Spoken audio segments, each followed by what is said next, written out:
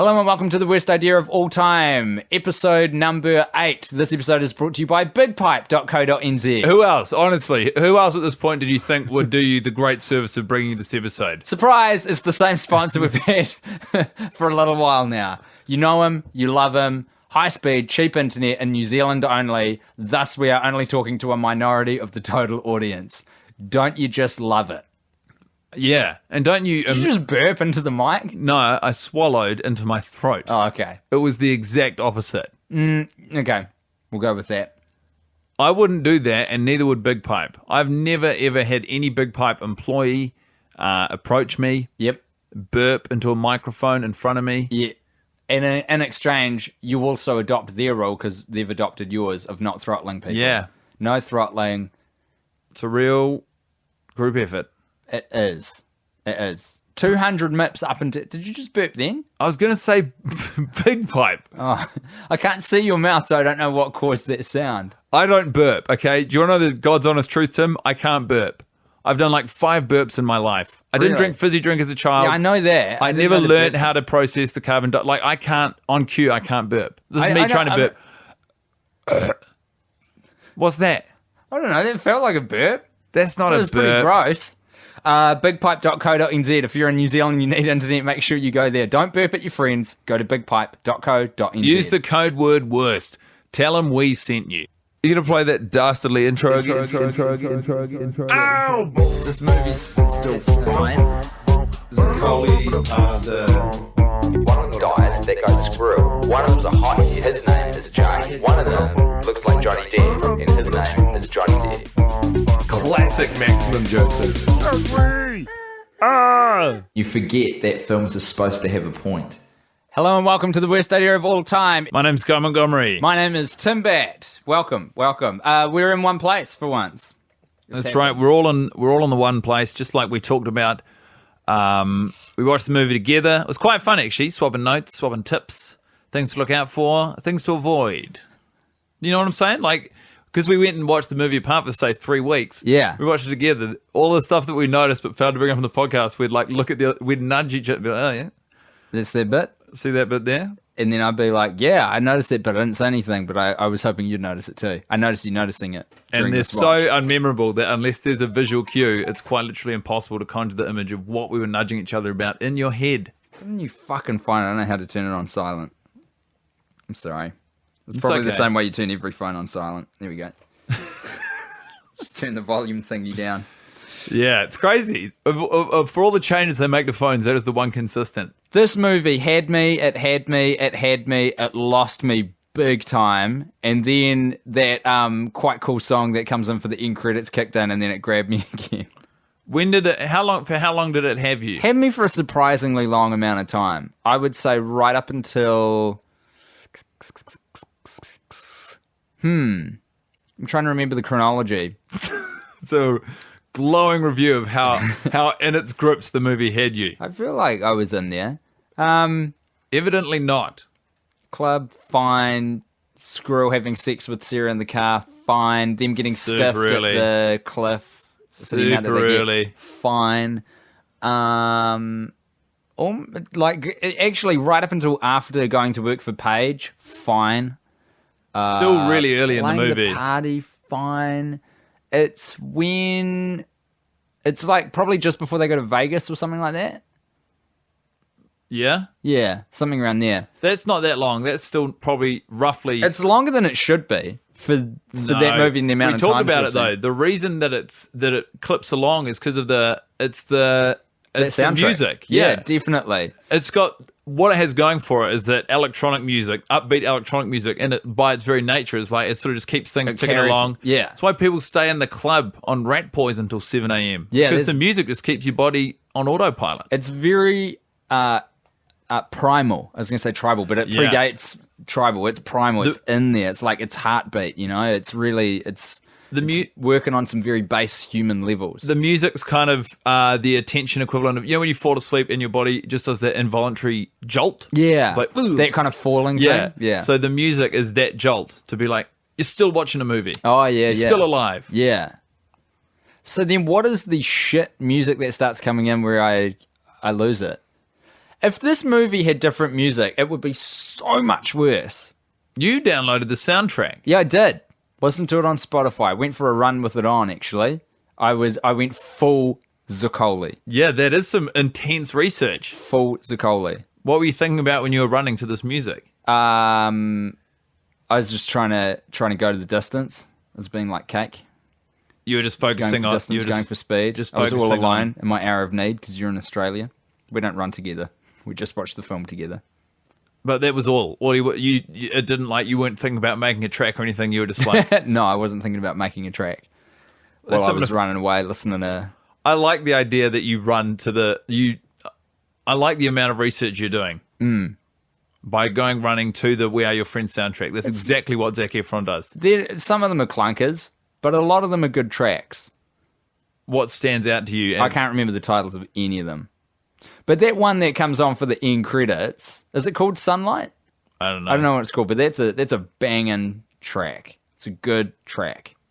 All of your praise for the movie and then also the soundtrack, I feel like your enjoyment of it is so relative because like when you talk about the movie, you're like, yeah, I was enjoying it, and then you can't remember anything about it, and the soundtrack can't remember anything about it. Yep. So True. You're measuring how good it is Correct. against itself. Yeah. I guess that's, if anything, that is exactly what the podcast is. Yeah, precisely. You're really living it, though. onto it. It's creeping into your life outside of the microphone. Yeah, which is not good. That's not a good territory to be in. It took right up until season 3. I feel like for the first 2 seasons, we've been very good at being safe and keeping ourselves just good and happy and safe. And we put up some pretty big barriers between what goes on in the few hours where we watch the movie and record the podcast and everything else in our lives. But those barriers are starting to crumble. The walls are coming tumbling down. It's not good. It's not good. It's not a good thing. Because if you start letting a project like this infect the rest of your life, you know. Yeah, those crumbly, Who's telling? tumbly walls will come crashing down. I haven't listened to all of the podcasts back, but, you know, we get a lot of notes on people who listen and they're like, I'm worried about you. You know, we get into the 30s. We get into the late 20s, the 30s, the 40s. And people get worried about how depressed we sound. Imagine if that started to permeate all of the rest of my life. So if your friends were like, hey, Tim, I'm worried about... Yeah, well, if like, so in the same way that I've gone full Zacole by going for, I don't want to say runs, because I did it one time, going for a run with the soundtrack onto this movie. But if I just like carry around the feelings that I have of having to watch this film again and again into a time that isn't the window when we record the podcast, it could be very damaging. I think people would just get sick of spending... I think, yeah, you would That's it. you'd lose friends, yeah. Lose Not a forever, girlfriend, but for as long lose as... a house. How would you lose your house? I feel like if I became a mopey arsehole as a result of the podcast and my girlfriend was like, fuck this, I'd be like, all right, I'll go. I'll see myself out. You'd see the podcast out. You'd see yourself out to see the podcast out. Yeah. Wait, no. No, I don't mean like, are you trying to make me choose between my girlfriend and the podcast? No, I'm just... Because this podcast is probably going to lose that fight. I'm just framing the language you're using. No, more like,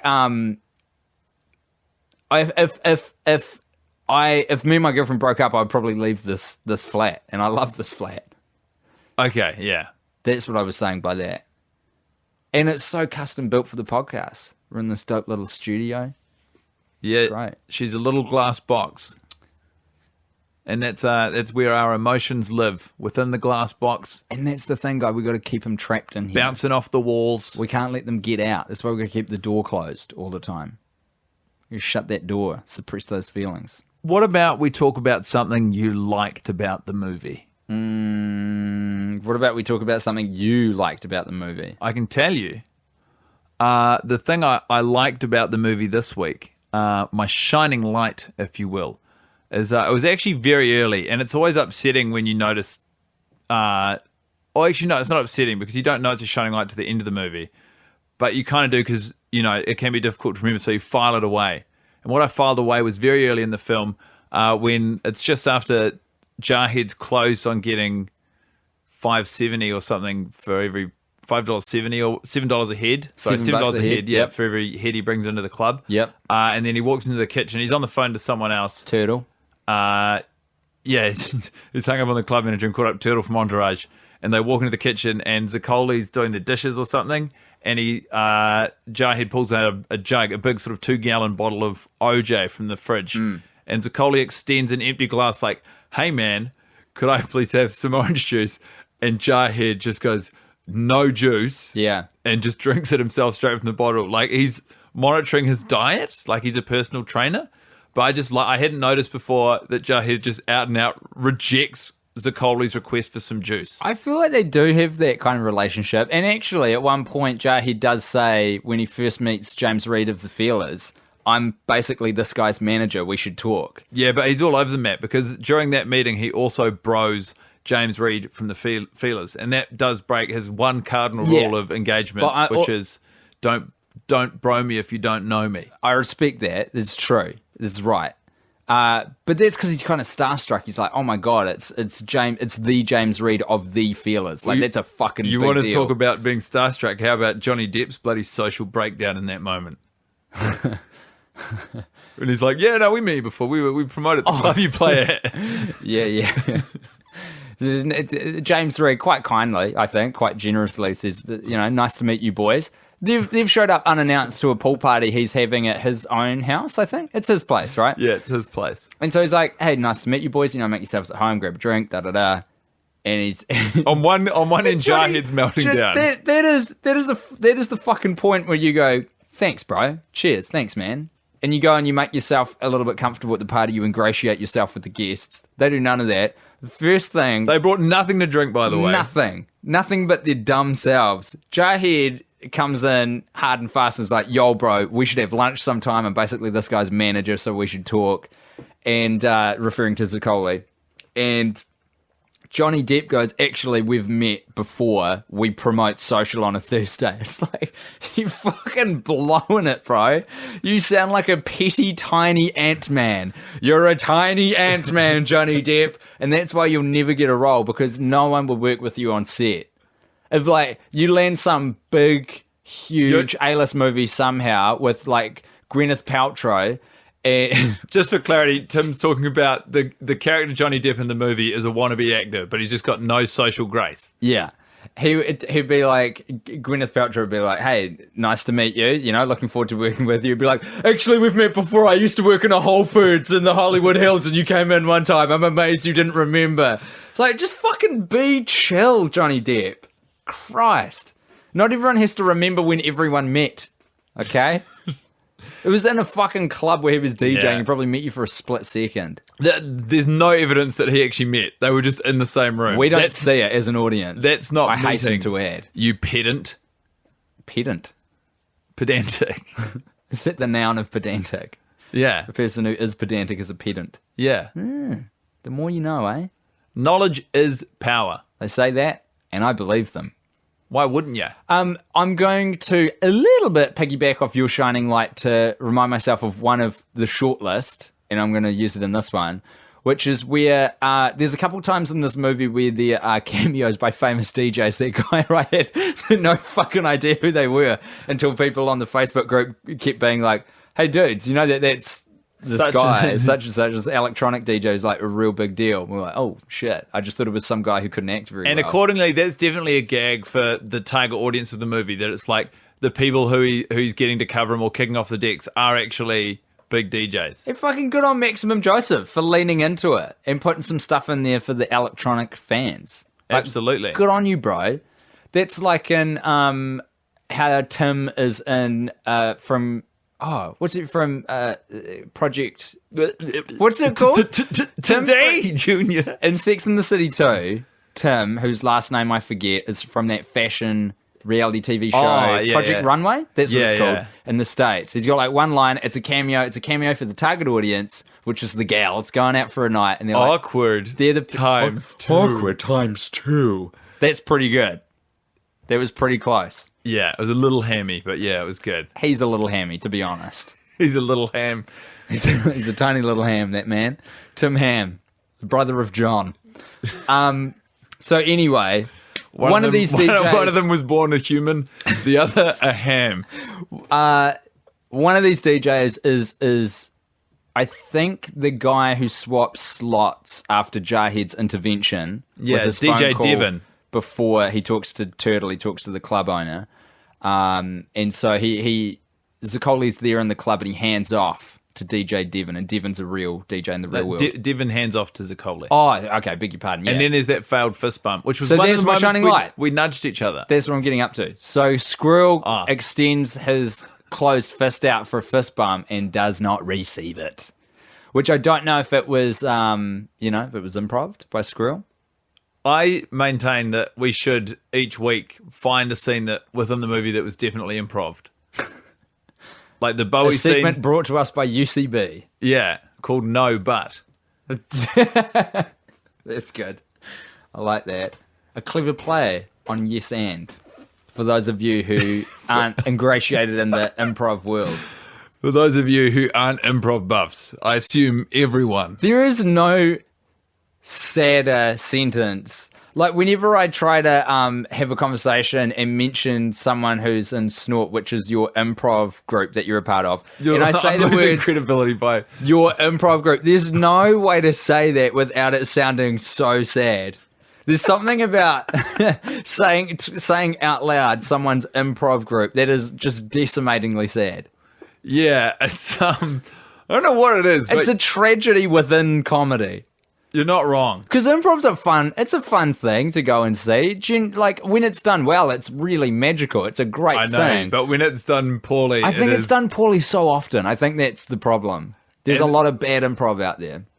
And there's never a, you can't stop people putting on shows. There's no quality control. So you get a lot of people going to bad improv and then it's sort of... I think the problem is with the audience there. You like bad improv is in and of itself probably more enjoyable than good improv. You just have to embrace what you're watching and be like, you know what, this is on a level. Yeah. This is as funny as something can be. Like a bunch of balding 30-year-old dudes in Converse going like, oh my god, we're at the aquarium. And it's the fucking type too. He's too tall. He's probably got thick rimmed glasses, and he has prematurely started balding, like a very receding hairline. is it's one out of of there in a hurry. Someone's always too tall. Yeah. And accordingly, Because they it's got like- confused being tall with being funny when they were growing up. It's like gangly people find, because improv is such an accepting group that you get the biggest miscreants who get indoctrinated into the fold, thinking that they've got this talent. What's your main comic trait? Well, I'm quite tall. I'm taller than most people. I hasten to add at this point that guy is not a small glass of water. What are you rocking? 6'4", 6'3"? 6'3". 6'3". We don't need to dwell on that. You're good at it though. I will say that. I just want to make sure. I think you made your point pretty fucking clear. I want to make sure I put that stamp on it. So the takeaway is, whenever you talk about an improv group, it's sad. We've just got to come up with another way of talking about it. It's like online bullying or something. My you know? team We've got of to come up with another make-believers. term. Oh, the worst. Oh boy.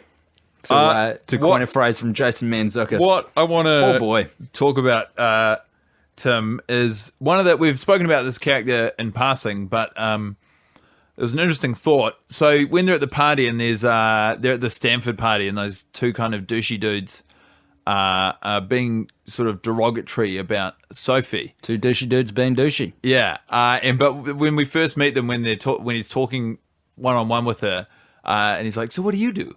And it's quite a close frame of his face, and he's just got one of those faces which I think you said you want to close your fist and approach. Yeah. And you're exactly right.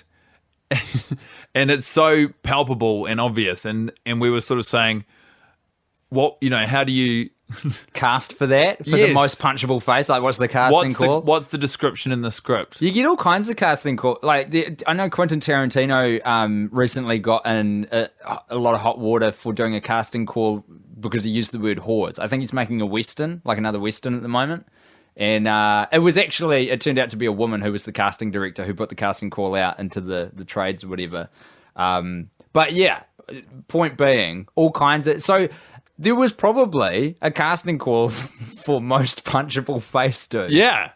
You're showing it. You're like, well, yeah, I've run into a bit of trouble with my face before. People seem to not like me, and I can't quite figure out why.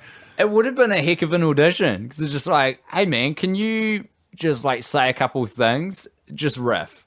And this guy's talking, and just like the casting director and Maximum Joseph are there just tensing up, and they're like, "Yep, you're good. Get the fuck out of here. No, I don't want to see you moments before they shoot." cast them, just to make sure they've got, because they might, I don't know.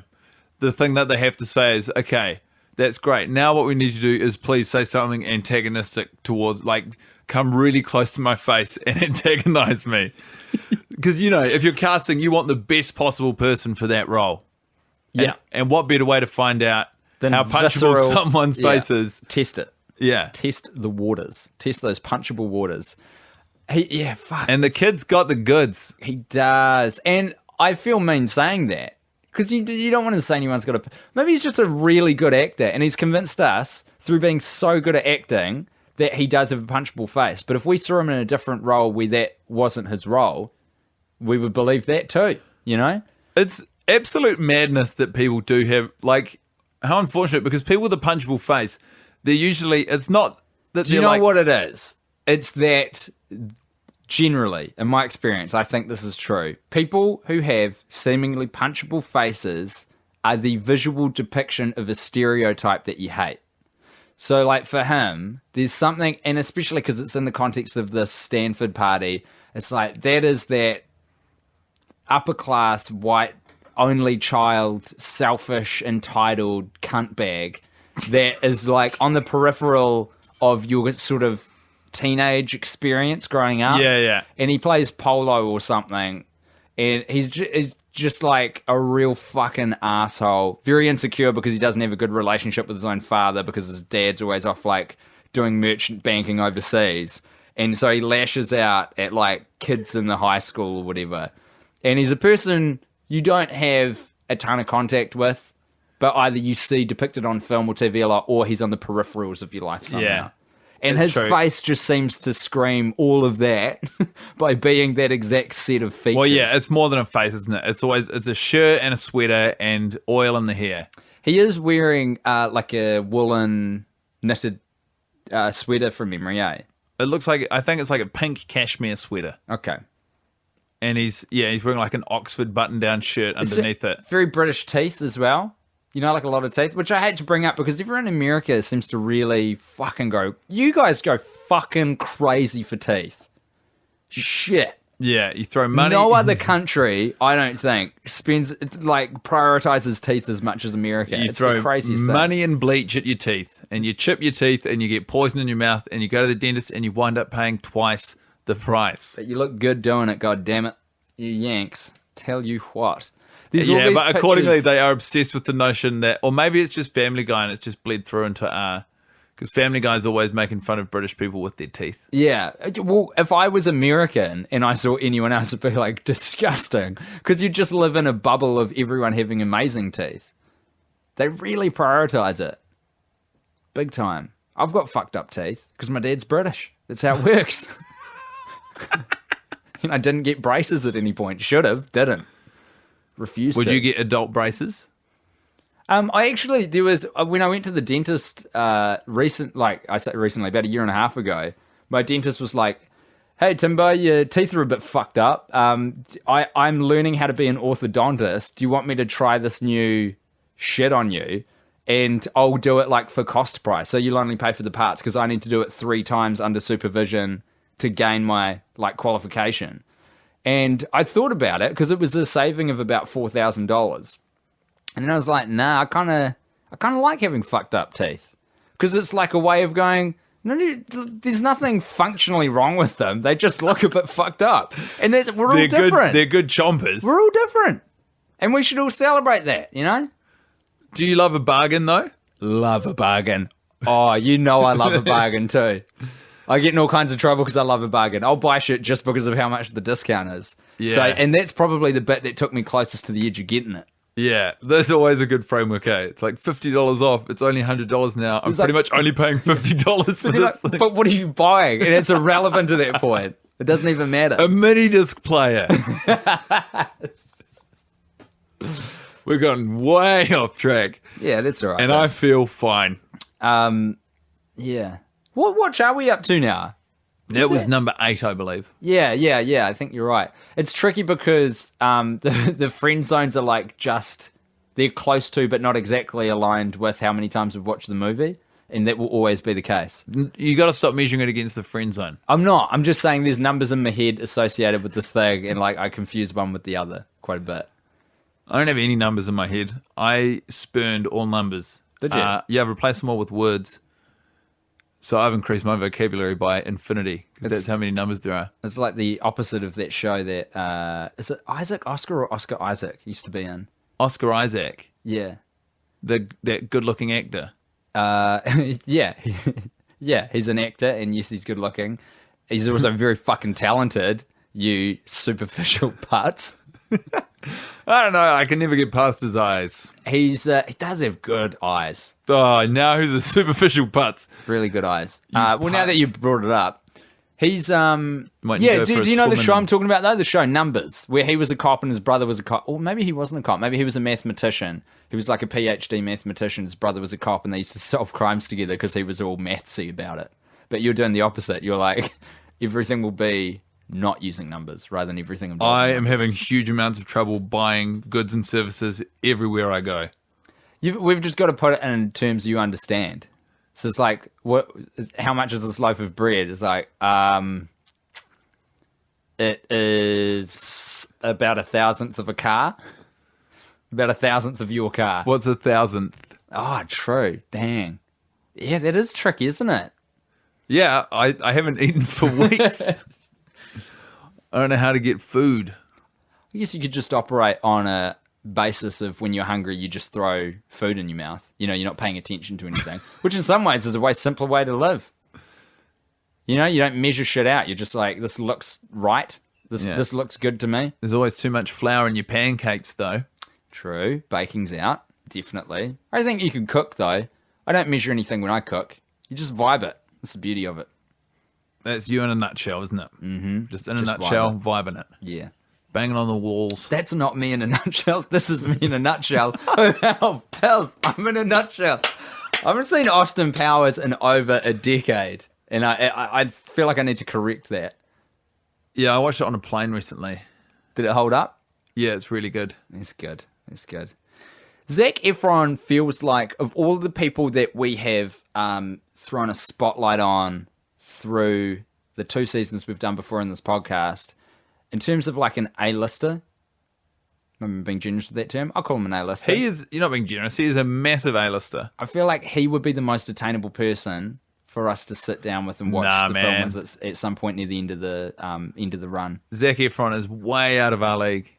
But he seems cool. He seems like a dude who would be into a cool idea. I don't doubt that and he he's cool. seems willing to have a bit of a giggle at himself and his work as well. Like, What gives you that impression?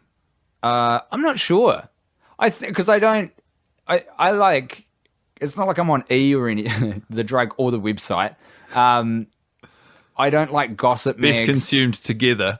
But when you live in the present time, you can't help but get a bit osmosis, celebrity information just Yeah, you absolutely. know, soaked into you. And the impression that I get of Zac Efron is that he's a pretty chill dude who doesn't take himself overly seriously. Seems like a hard worker.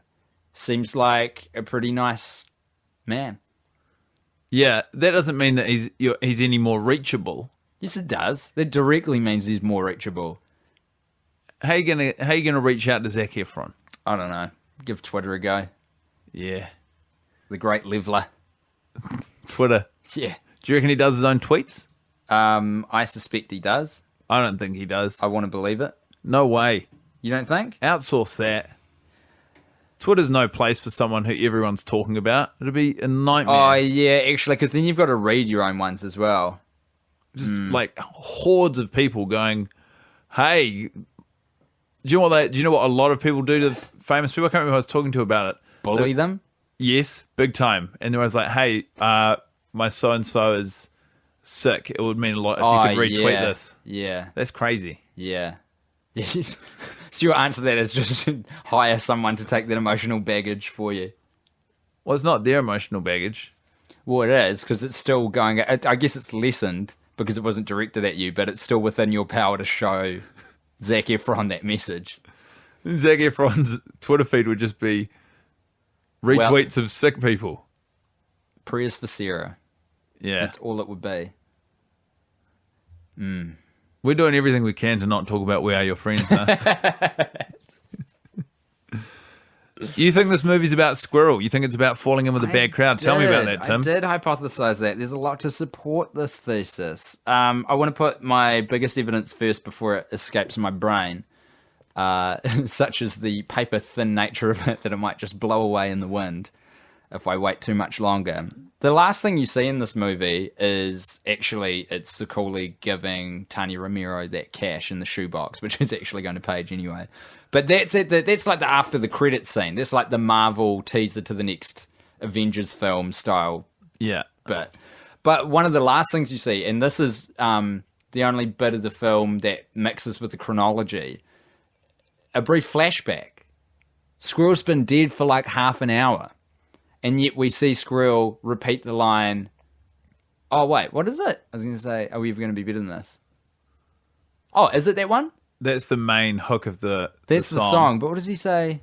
Oh, no, he says, sorry, this is my favorite bit, the part before it all starts, or something. Yeah. That's not exactly right, but it's words to that effect. You're definitely meant to remember that bit, by the way. That's like they Especially put after the seventh one. They put a lot of gravity into that moment in the movie. So... Like he said something profound. It's not fucking profound, Squirrel. He's the last... You've had 3 shots of tequila. You're in a good mood. He's the last person we see in the film. And it's a reminder that this movie is actually about Squirrel, a man who we know is university educated, apparently from Duke. And we're getting that from a secondhand source of information. I still haven't seen that shot glass. I'm sorry. I haven't seen it. Apparently there's a shot glass that says Duke University he's drinking from. We know that he's been to university because Zacole mentioned it in an interview about the characters within the movie. He's a bright boy. He's a smart boy. He's a good boy. He's a good boy. He's at the beach. You know, there's a lot of pathos in that moment where he's at the beach with Zacole and they're smoking a J. And Zacole's like, why don't we come here more often? And he's like, I come here all the time. Clear my head. And it's like, yes, this is a man who exists outside of the group. He talks to Zacole just before he dies when they're at the diner about applying for other jobs. He's a sharpshooter. He's got ambitions. He wants to get out of that dastardly Page diamond fucking empire that they've got themselves in and look to the horizon for brighter times. But he's cut down in his prime because he falls in with a bad crowd, bad boys, drug dealers, the lot of them. I don't care what you say. They're drug dealers. They go to Vegas, they sell drugs at a music festival. Squirrel does it too. Yeah, but he got dragged along. He got dragged into it. So he is talking about what the potential jail sentence would be on the way to the... He's the only one. He sees the consequences. He's talking about how they're going to get 5 years prison for each hit of E that they get caught with, which I don't think would actually be accurate. But my point is, this is a dude who's been caught up with bad people. We're reminded of his importance. He dies. He's the sacrificial lamb to show us that this movie's supposed to have a moral. But then you forget it because then there's half an hour more of movie. And then where they you bring learn that back. if you just make sure the weakest of your friends takes the most drugs, you will go on to greatness. Yeah, because you need reality checks, and sometimes they have to be people carking it. Hardship breeds success. Just make sure it's not your hardship. Make sure it's not you who fucking ODs. More than that, there's a scene which is presumably cut from the movie when all of them are getting excited because they've got a pool at their new house, and there's a shot of all of them doing a cool jump into the pool. I showed you this. You this did? week, yeah. Squirrel, there's a brief moment, which is about 1.5 to 2 seconds of Squirrel's lead up. He's running behind someone. A bit of context. So this is when they first get the house. They're bloody excited. They strip off because they're like, the day of the party. They've got their keys. They're like, yes. They strip off everything they're wearing and in slow motion run in, and Jaheed does a forward flip into the pool. They all also jump into the water with their socks. Like, consistently, they're always swimming with socks on. Which is, I reckon that might be a little hallmark of Maximum Joseph. Like how Hitchcock put himself into all his films. I reckon this is Maximum Joseph's stamp. It's the opposite of Tarantino. He hates feet. Does he? Tarantino loves feet. Oh, he loves feet. And Maximum Joseph refuses He hates feet. He can't They're see them. disgusting to him. I mean, they're shooting in California in the summer, not a toe in sight. Yeah, that's odd. And you even see Jandals. When Zacole wakes up, when he's in Jahed's pool house, you see sandals. Yeah. Anywho, so sorry, I railroaded your own retelling of this, but it's in slow motion, and there's cool flips and dives that they're doing into the pool, and the last person to get in is our man Squirrel. Yeah, much like they don't show a bed. There's a lot of foreshadowing here. Much like they don't show that Squirrel gets a bedroom in the house because he will inevitably die because he is the weakest, and he's fallen in with a bad crowd. They don't really give him his own individual frame for the jump. He's in the background of someone else jumping into the pool, and he's trying to sprint, but his pants haven't. You know when you're taking off your pants and like you wind up with them completely inside out, off all of you except from like 3/4 down your shin down. Yeah, your shit, like the bottom of your shin into your ankles, and you trip over your pants, and you see Squirrel at a sprint in this exact predicament. Absolutely about to trip over his trousers. 1/2 of 1 second away from absolutely nailing himself onto the concrete ground, and then they just cut to the party quickly. Squirrel becomes concussed. Yes, this is what we don't see. He shouldn't party. He shouldn't take the drugs that night. But there's no way he's going to miss this opportunity. It's the party of a lifetime. There's a lot of theories that you can hang off of Squirrel and his presence in the film. I reckon tons of stuff's been cut out of the version that we see. Another thing I asked you, Tim, and you had a good theory on, was who's Johnny Depp's friends within the group? He doesn't, like, everyone else has one-on-one time with each other. There's a connection. There's the connective tissue. I just feel like he's that one dude in the group that no one's super fucking stoking on, but it's, it's like if the three of them get together, it's like, oh yeah, we should bring Johnny Depp too, because he's, Why is that? Just because they've been friends for so long, it's like, you can't. Yeah. I feel like he went to high school with at least one of them and just kind of fell into their foursome. And now it's just it'd be too awkward to explain to him if he didn't get invited to stuff. So they're just like, oh, we'll just fucking put up with him. He's such a brooding, intense dude as well. He's probably capable of murder, to be honest. I wouldn't want to leave him out of the party. One of those classic guys who looks like there's a lot, like he's got such brooding eyes. It looks like there's something happening. But if you talk to him for longer than 5 minutes, you'd realize there's just nothing except for like an assortment of cool whistles. They're the most dangerous people, though. Like vacant behind a veneer of psychopathy. Like even when, so I think we should expound on this because you said also, or for instance at the party, Jarhead is going to be Jarhead. Jarhead will be Jarhead. You got to take him or leave him. Yeah. Some people will like him. Some people won't like him. Yeah. There's nothing for it. Yeah. He is entirely his own person. Yeah. And there's something lovable about that. Yeah, and he's got a good heart. We see a lot of examples of this. Yeah, look, I'm still not convinced about Jarhead, but that's neither here nor there. And so when Jarhead gets a hot head, and a very funny shot also, look out, just before Jarhead tackles a guy in a blazer into the pool at James Reed from the Feelers party, you can see... For daring to question the claim that the greatest sushi, a Japanese dish, on planet Earth, in the Western Hemisphere, is located in a strip mall. One of the 4 main hemispheres. Anyway... Yeah, and so he tackles this guy into the pool, and it's a bit of a scene. And then Squirrel is like, oh, I'm going to have to go and clean this up. And he jumps into the pool. And every time he does that, I always think that Squirrel isn't trying to break up the fight. He's trying to create the illusion of activity in the pool. Yeah. It's like he's a red herring. Oh, you might think it's a fight, but no, we're just having a good time. So he jumps in and starts yelling out Marco. And then suddenly everyone's like, we're all, because, we've been at this party, we've been dancing, it's hot, but no one's been using the pool. So it is about time we got in the pool. And then Johnny Depp, just classic Depp, freak out. Yeah. He gets in the pool and he's like, oh, we're breaking up the fight. That's what we're doing. And it's like it completely undoes all of Squirrel's hard work. James Reed from the Feelers comes out. He blows up completely. He does. If anything, it kind of tarnishes the pool for the rest of the party. It's like, if we go in there, we'll just remind everyone about those annoying friends who came. It's so fucking hot. It is sweltering. All I want to do is take everything off except for my socks and dive in there head first. I'm just waiting for that. Waiting for that moment. I don't know why these guys swim in this. I hate wet socks. I hate socks generally.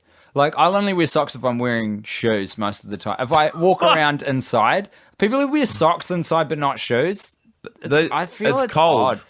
I've got, the only socks I do it with a lot are socks that are so thick, they cost me $20 at a rural field days event, and they feel like slippers because they're so thick. They're the only ones I can pull it off They're with. still socks, and you can pull it off with any socks. You just don't like it. Yeah, I don't. That's what I'm saying. I don't like it. I wear socks around the house. I think most people do. I think me and Tarantino were the odd ones out. Loves getting his toes out. Don't say it like that. I can say it however I want. Sounds gross. You are not gonna, shut down my thoughts on how I can talk about Tarantino's fascination with toes. I'm not. Hey, look, you can say whatever you wish, but you've got to be open to the fact that I will comment on it. I am open to it, but don't tell me not to say it. I will never do that. Oh, I did. I take it back. You got me there. No bloody wazzers, Timbo. Hey, might stick a cork in it there because I think you need to get the fuck out of here. Actually, I truly do. But before we do that, what I would like to talk to you about, Tim, is it a gift. Is it? Am I tearing up right now? Yeah, well, a lot of people are. A gift shared between friends, between men, between James Reed from the Feelers and Zacole Pasta. Getting sentimental with James Reed. Of course, James Reed, he feels I don't think he's let anyone in for a while. Like, you don't get the impression he's got a lot Say of that close... again? I don't think he's let anyone in for a while. Like, you don't get the impression he's got any close friends. He's got a long-term live-in partner, but that's not a super healthy relationship because he sleeps around on her. And he employs her as his personal assistant. So Yeah, it's a lot going on. Weird power dynamic. And so I think because him and Zacole have had such a connection over music as well, which is something he's had trouble with getting back into since his success, he gets a gift. He gets a gift for Zacole, and it's something quite sentimental. He gets a little sentimental, and he reveals to Zacole a self-serving gift, a gift which has, it works both ways. It's a gift to Zacole, but it's also a gift that reflects back onto James Reed. And what he gets him is a frying pan and the basic ingredients for pancakes. And he puts it in an apple box. And this is a great prank because he sees Zacole's eyes light up. Yeah. It's like, oh, a new laptop. Yeah. My laptop is on its last legs. Yeah. Hey, warning. It's a little self-serving. Okay, that's fine. He opens it up. Flour. Yes. Baking powder. Sugar. Yep. Eggs. Yeah. Milk. Yeah. A 2-liter Pyrex. Yep. A Teflon non-stick frying pan. Teflon, okay. I thought you were going to go cast iron, but I guess that shaves a bit of weight off it. So you could be Absolutely. mistaken for thinking it is a MacBook. Very light frying pan. Right. 500 grams of butter. A whisk. Yeah. A spatula. Yes. He doesn't get him an electronic beater. He bought one, but he couldn't put it in because it was too heavy again. Hand Yeah. beater. Absolutely. Yeah. Nothing wrong with that either, I might add. Nothing wrong with that. I use a fork. Do you think Or a whisk. pancakes are a good friendship food?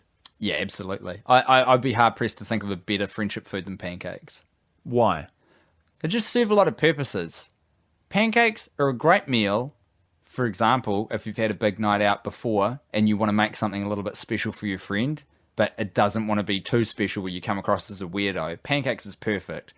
Fairly easy to put together, but it's a nice gesture. It's like a nice meal. Also, it's a really fun dinner. Do you know what's fun to eat for dinner? Like a dessert breakfast.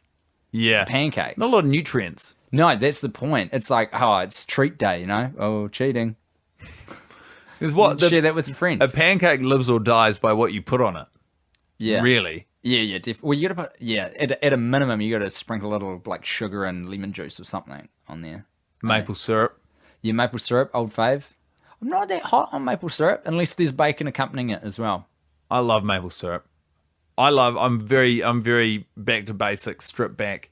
Maple syrup and butter on my pancakes. Oh, you know it's a goodie though? Bit of Nutella on there. Now we're talking. Nah, it doesn't do a lot for me. Oh, you're insane. If it's a thin crepe-like a pancake, crepe is a whole different situation. well, they're very similar. No. I'm talking like a British style pancakes. The American ones, they're thick. Yeah, I know. You get like a European one, you put some Nutella on that, roll that up. A crepe is French. Nom nom. Yeah. But one of the many nations of Europe. But is a British pancake thinner than an American pancake? Yeah. Like the European, British style of pancakes are thick. The Americans make them real thick. Real thick. I would imagine, Brits would make thick pancakes. I don't think it's like... Nah. Yes. I'm sure some do, in the same way that some Americans make thin pancakes, but I think the British, European style of pancakes is they're way thinner. No, but it's not even about that. If you're selling a pancake, you're selling something that's thicker than a crepe, by definition. Totally. But you can get thicker than a crepe without getting into American pancake territory. And that's what you like to put in Nutella on. Here is the spectrum. On one end, a French crepe. On the other end, an American flapjack. In between there, a chasm of options. Okay? A huge divide, a massive delta that we can experiment of different kinds of thickness in. They're all, by definition, until you're dealing with crepes, all degrees of thickness are pancakes. Yes. And all the way up to the very bottom end of that spectrum, when suddenly you're crossing over into crepe territory, Crepe town, as we call it. you like Nutella. Yeah. All the way up to the thickest I like of the it thick. See, now this is the thing. I don't know. I don't know if I want it on an American... It wouldn't be as good on an American-style pancake, but you get a slightly... What do you want on a thick pancake? Well, now we're talking bacon territory, brother. That's when I want things like cream or bacon and maple syrup. If it's thinner for some reason, I'm in Nutella town. This feels like a good point to end it. I'd like to thank this episode's sponsor, bigpipe.co.nz. They don't throttle you. They won't throttle you. And they'll keep you regular. Yeah, with their fibre. Bigpipe.co.nz. I'd like to say thank you very much to you for listening. Guy, it's wonderful to have you back in the flesh. It's a nice time. Yeah, man. I've really got to go. We shouldn't still be here. You gonna play that dastardly intro again? Ow! This movie's still fine. Zacole, pasta. One of them dies, they go screw. One of them's a hottie, his name is Jay. One of them looks like Johnny Depp, and his name is Johnny Depp. Classic Maximum Joseph. You forget that films are supposed to have a point.